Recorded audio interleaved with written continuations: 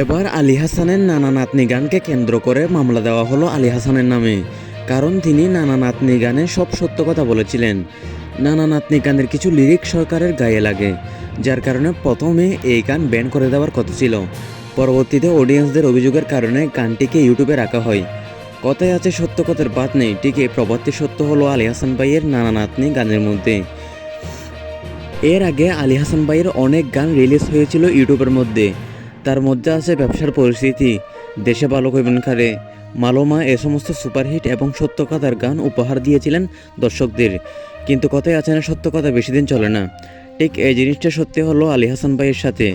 তার নামে ওয়ারেন্ট এসেছে বলে জানা গিয়েছে বিভিন্ন অনলাইন মাধ্যম থেকে। এর আগে তিনি বলেছিলেন গান থেকে বিদায় নেবেন। আলী হাসান ভাইয়ের নামে মামলা হলে কি ভালো হবে নাকি খারাপ হবে? কমেন্ট করে জানান আপনার মন্তব্য। দেশ বিদেশের সব নিউজ পেতে চ্যানেলটি সাবস্ক্রাইব করে পাশে থাকুন।